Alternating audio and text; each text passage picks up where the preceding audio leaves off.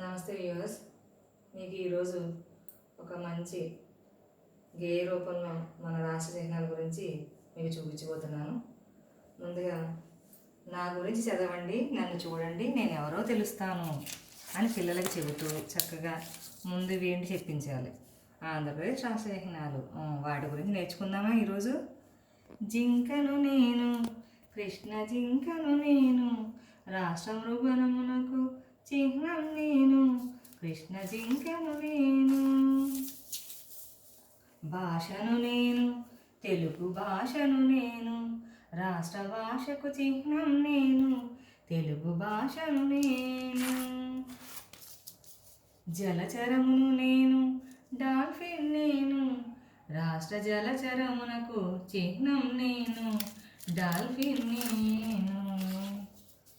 చిలకను నేను, రామచిలకను నేను, రాష్ట్ర పక్షికి చిహ్నం నేను, రామచిలకను నేను.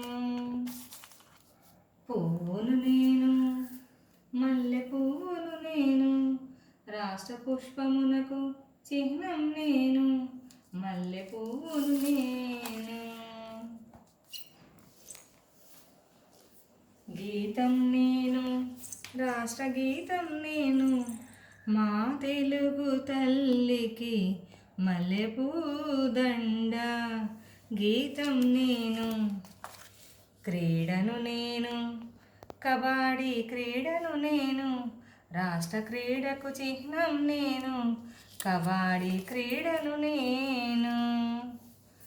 ఫలమును నేను, మామిడి ఫలమును నేను, రాష్ట్ర ఫలముకు చిహ్నం నేను, మామిడి ఫలమును నేను.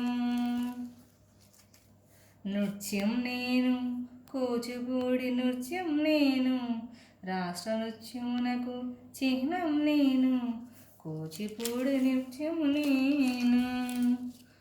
వృక్షము నేను, వేప వృక్షము నేను, రాష్ట్ర వృక్షమునకు చిహ్నం నేను, వేప వృక్షము నేను.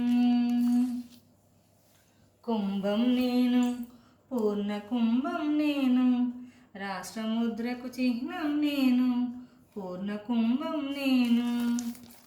ఈ విధంగా ఒకవైపు గేయ రూపం, మరొక వైపు చిత్రరూపకంగా పిల్లవాళ్ళకి చూపిస్తూ నేర్పించడం వల్ల వాళ్ళు ఎప్పటికీ మర్చిపోకుండా మన రాష్ట్ర చిహ్నాలని ఎంతో గుర్తుగా నేర్చుకోవడానికి ఈ విధంగా నేను రూపొందించడం జరిగింది.